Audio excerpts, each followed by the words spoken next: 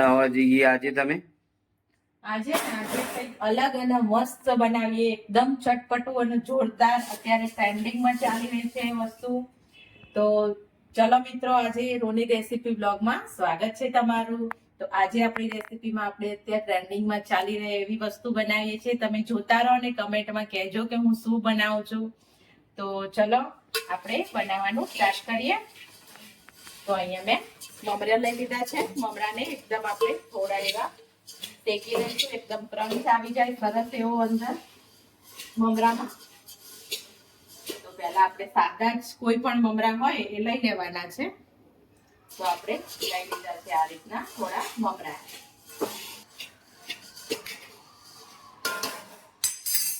તો અહીંયા આપણે એક મસાલો બનાવીશું એના માટે. તો અહીંયા મેં ચાટ મસાલો લીધો છે અને થોડું આપણે શેકેલો જીરા પાવડર લઈશું અને થોડું એવું મીઠું લઈશું.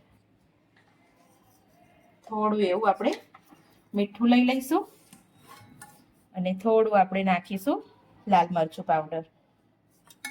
એકદમ મસાલો આપણે ચટપટો બનાવીશું. તો આ રીતે હાથની મદદથી આપણે સરસ એવું બધા મસાલાને મિક્સ કરી દઈશું. તો આપણે મમરાને આ રીતે ગરમ એકદમ ક્રંચ આવી ગયો છે. મમરા ગરમ કર્યા એટલે સરસ એવો. તો અંદર એડ કરીશું આપણે એક સમારેલું લીલું મરચું એડ કરીશું. થોડા એવા ઝીણા સમારેલા ટામેટા એડ કરીશું. થોડી એવી ડુંગળી એડ કરીશું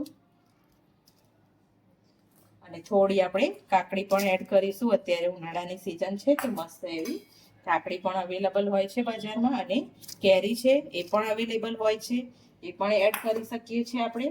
અને હવે આપણે થોડો એવો મસાલો સ્પ્રિંકલ કરી લઈશું. એકદમ સરસ એવો ચટપટા ટેસ્ટ સાથે તૈયાર થઈ જશે આ. અને થોડી આપણે કોથમીરના પાન પણ એડ કરીશું. અને અહીંયા આપણે લાવ્યા છે ઝીણી મોળી સેવ લાવ્યા છે, તો એને પણ આપણે એડ કરીશું. અને આપણે 2 લીંબુનો રસ પણ એડ કરીશું આમાં.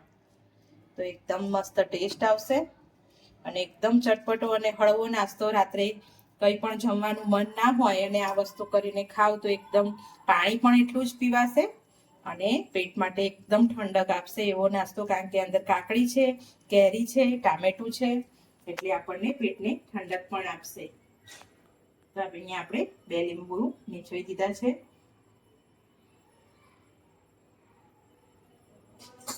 તો બધા જ નાસ્તાને આપણે હાથની મદદથી જ મિક્સ કરી લઈશું.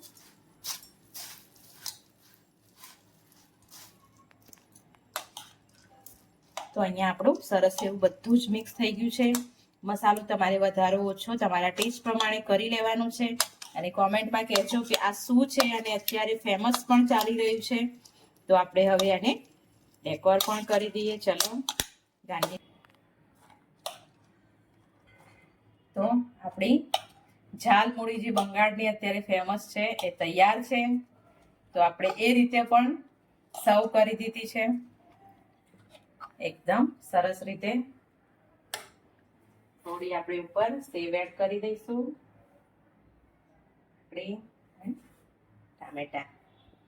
તો આપણી બંગાળની અત્યારે જે સ્પેશિયલ વસ્તુ ચાલી રહી છે ઝાલમુળીને એકદમ ટેસ્ટી બની છે મિત્રો. તમે પણ ઘરે જરૂરથી ટ્રાય કરજો. એકદમ સરસ અને ટેસ્ટી આપણી ઝાલમુળી બનીને તૈયાર થઈ ગઈ છે. તો આમાં તમે ચણા પણ એડ કરી શકો છો તમારા હિસાબથી. બટાકા પણ બાફીને એડ કરવા હોય તો કરી શકો છો, પણ ટાઈમ ના હોય તો આ રીતે પણ કરીને તમે ખાઈ શકો છો. તો વિડીયો ગમે તો લાઈક કરજો, શેર કરજો, સબસ્ક્રાઇબ કરજો. Thank you.